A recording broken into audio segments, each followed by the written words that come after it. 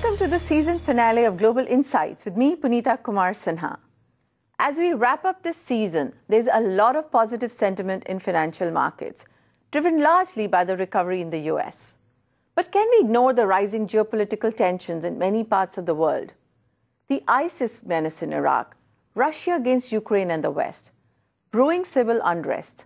Can any of these conflicts derail the global economic recovery? The impact of geopolitical tensions on the global economy and the markets can never be understated. To discuss the way forward for these conflicts and their impact, we have with us Bruce Jones, Deputy Director of the Foreign Policy Program at Brookings. Thank you for joining us on the show. Bruce, we've seen a rise in political unrest across the world, but financial markets are continuing to scale new highs. Are the markets too sanguine about the risks that are threatening the global economy? It's a very striking development that we see serious turmoil in places like the Middle East, and yet financial markets have not yet experienced any kind of shocks. And moreover, we see a decline in oil prices, whereas normally if you had turmoil in the Middle East, you'd expect to see rising oil prices.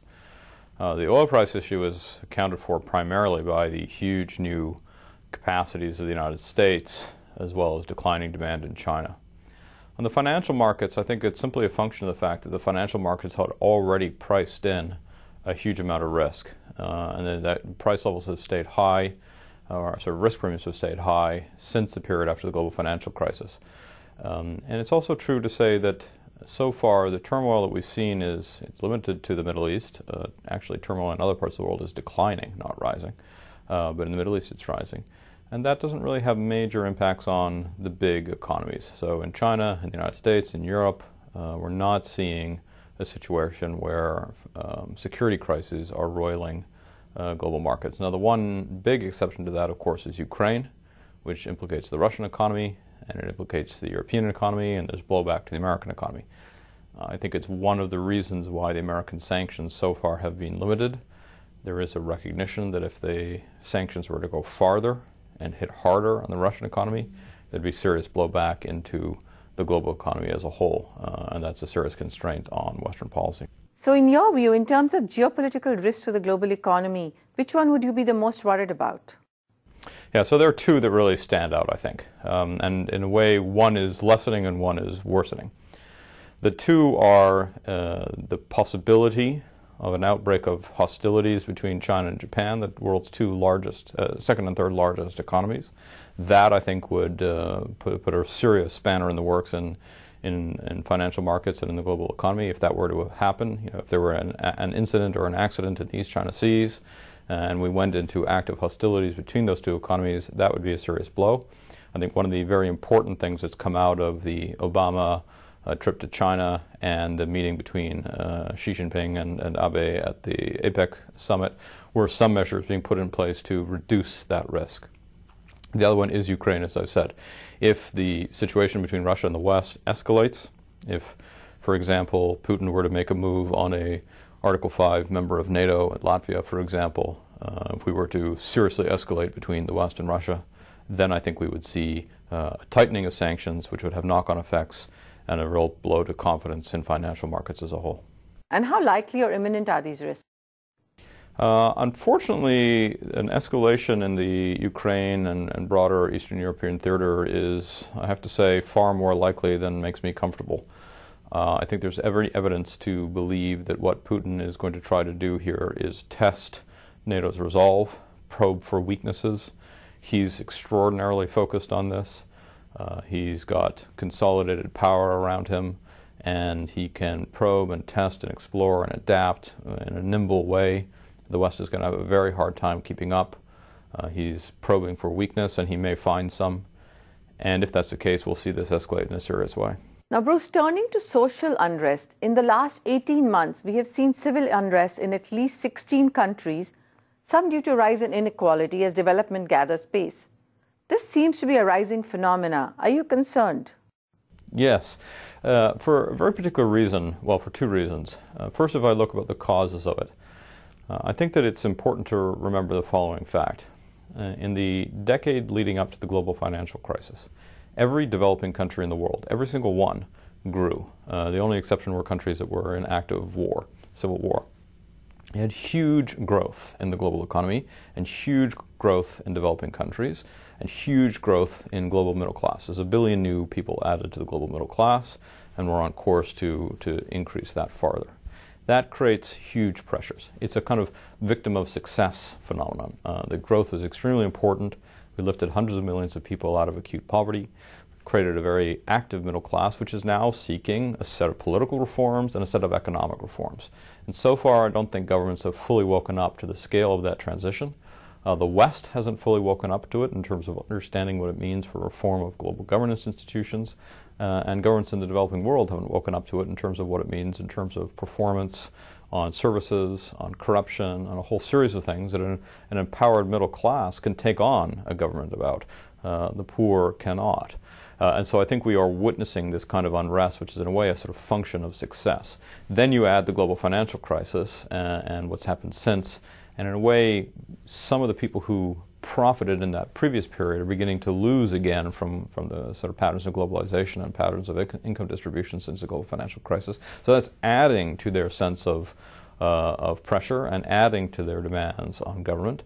And I think we'll see this as be a growing phenomenon. And if serious governments don't develop responses to it, we're going to see more authoritarian governments, we're going to see right-wing parties, we're going to see nationalism and xenophobism and a lot of nasty things. Now, that's a good point. But as we see the public demand for development and the outcry against growing inequality, how do you see this inequality affecting emerging economies and the political stability in these countries?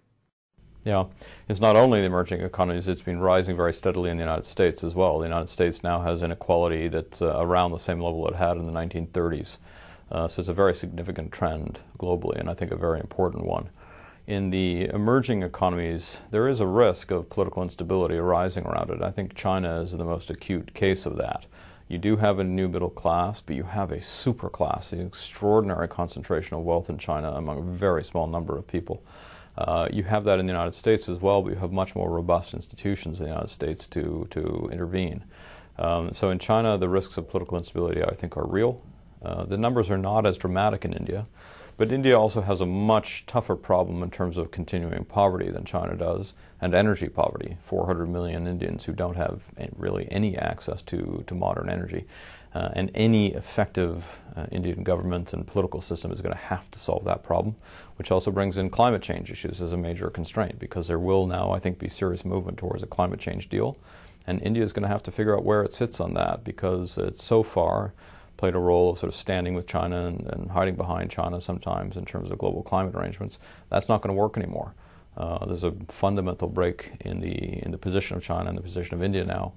And India's going to have to figure out where it wants to play on the global climate game, because it has to have space to grow its energy consumption to deal with its huge poverty problem. Bruce, on another topic, do you worry about the political and military disputes between India, Pakistan, and India-China? Yeah, I would look at the two things very differently.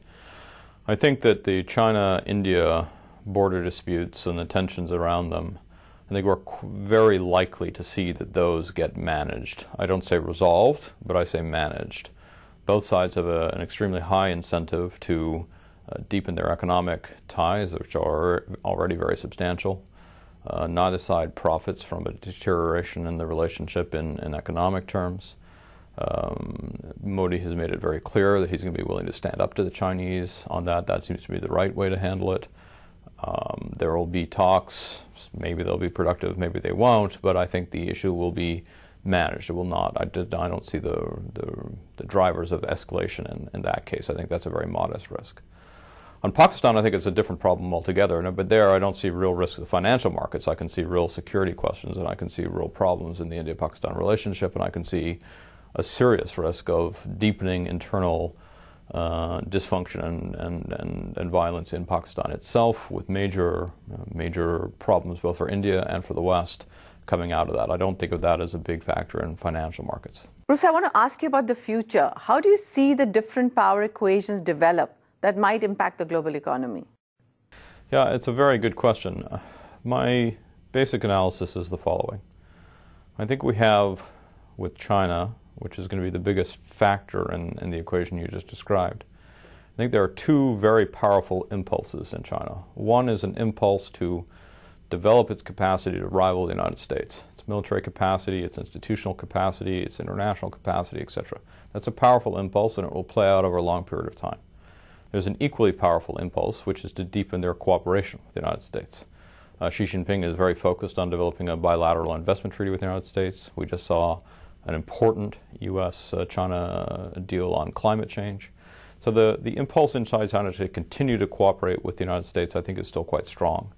I think there are similar pressures in India. There is a part of the strategic community that wants to get a lot closer to the United States, and a part that wants to be more independent and sort of more of a solo actor on the world stage.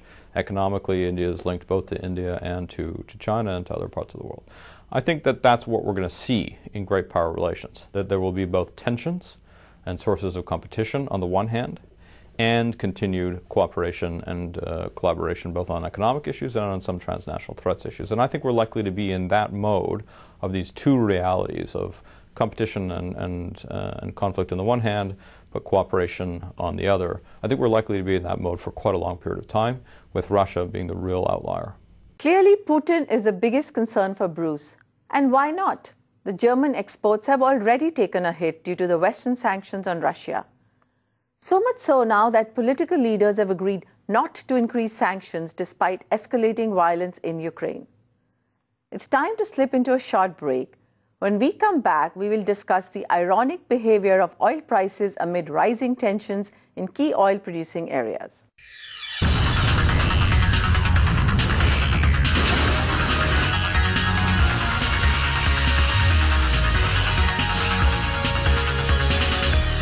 Welcome back. Geopolitical tensions in the Middle East and Russia have a direct impact on oil supply. Meanwhile, US shale oil and gas output is at levels never seen before. How will these contradicting factors play out in the coming months? Richard Mallinson also joins us on the show. He is the geopolitical analyst at Energy Aspects. Bruce, let me start with you, and starting with geopolitical tensions once again. How serious can the ISIS-led crisis in Iraq be for the global markets and oil? Yeah, I mean, there are serious problems already there in security terms and in human terms. If you look at it in terms of financial market terms, I think it really only starts to become a problem if the instability in Iraq starts to touch on Iraqi oil production.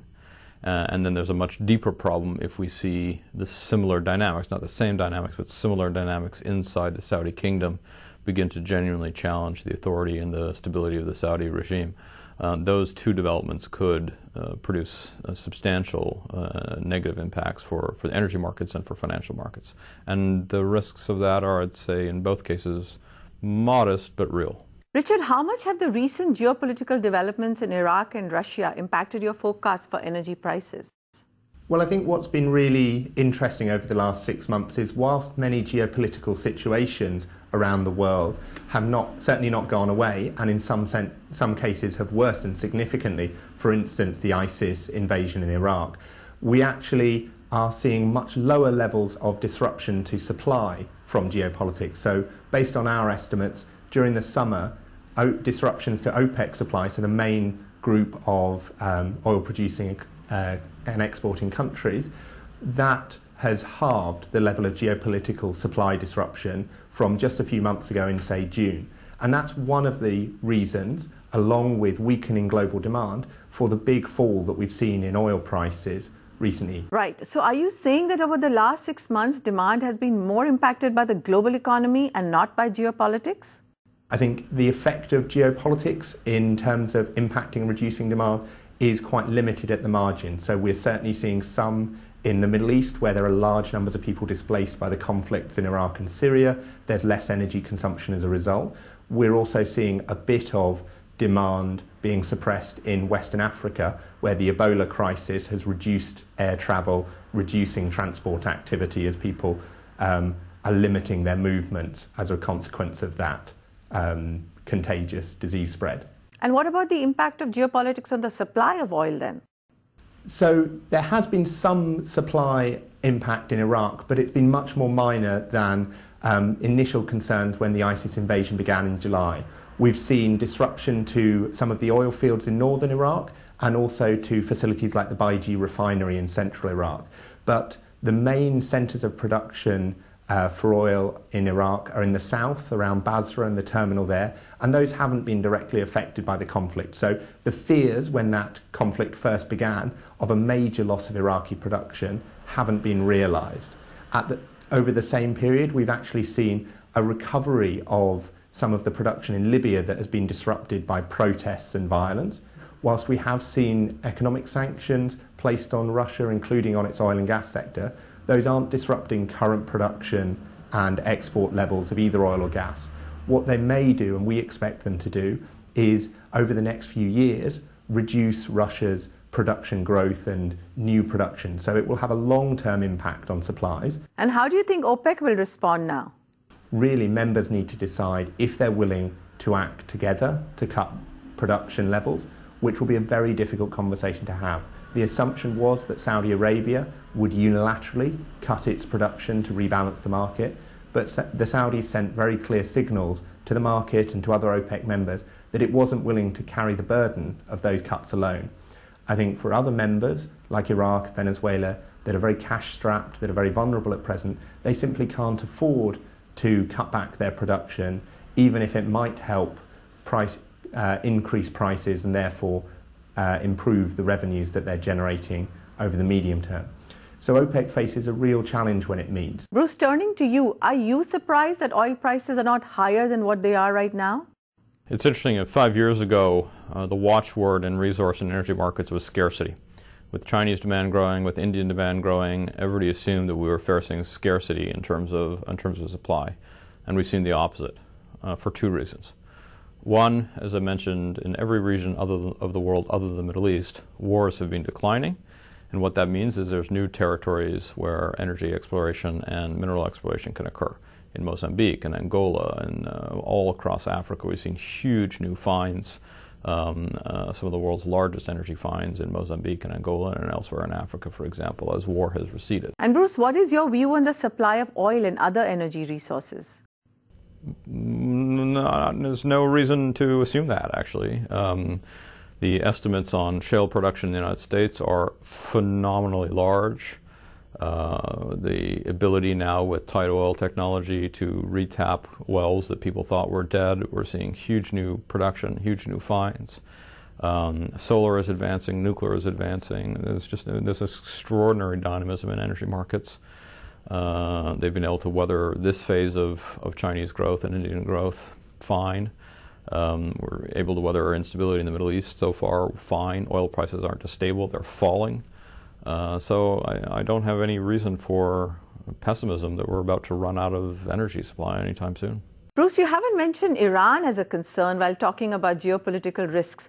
What will be the impact of failing Iran-US negotiations? Actually, I think the most likely scenario is that there will be a deal, probably after some delay, probably a delay and then a deal, but then the deal won't work, and the deal will break down early on in implementation, which is almost the worst case scenario. And I think that is a serious risk in geopolitical terms. Again, I don't think it's going to directly impact financial markets. The oil markets have already priced in the absence of the major absence of Iranian energy. There are alternative sources now. Many believe that U.S. self-sufficiency has changed the U.S. emphasis in the geopolitics of the Middle East. What is your view?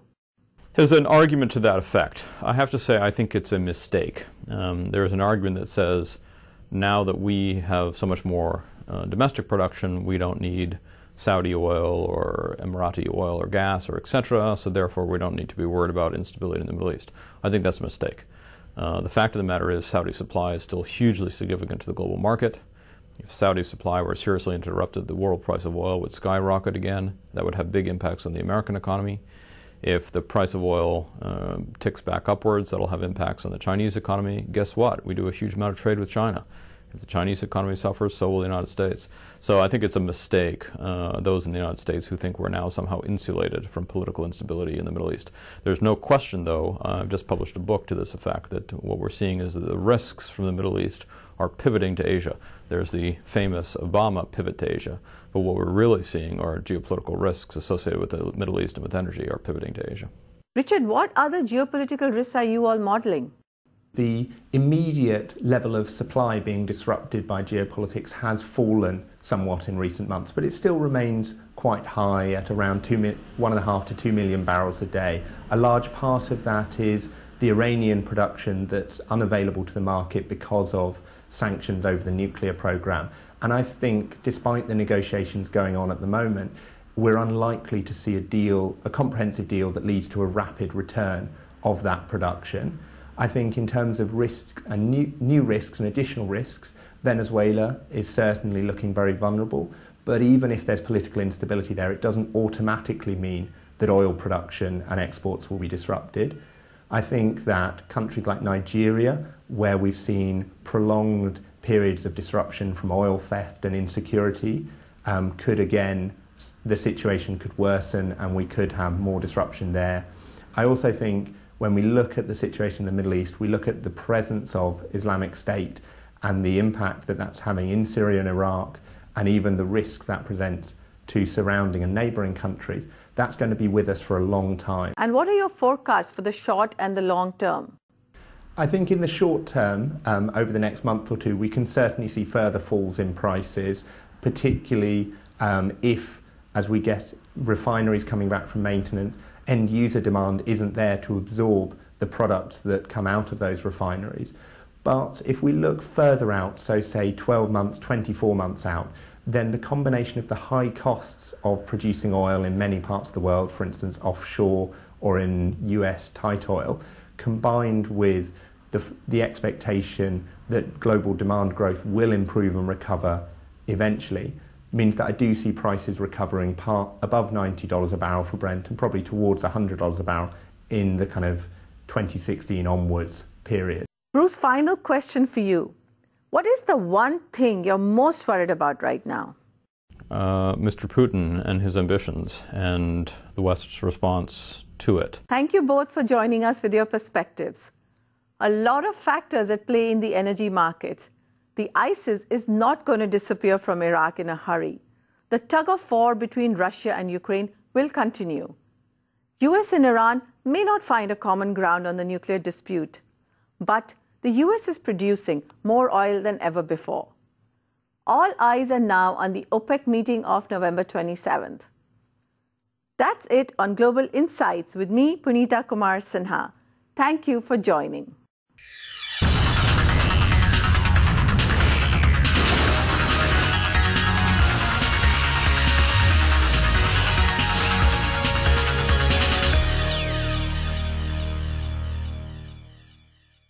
Find us on Facebook at facebook.com/ETNow and don't forget to click the like button. You can also follow us on Twitter at ETNowLive. To stay updated with all our programming, hit the subscribe button on our YouTube channel by logging on to youtube.com/user/ETNow.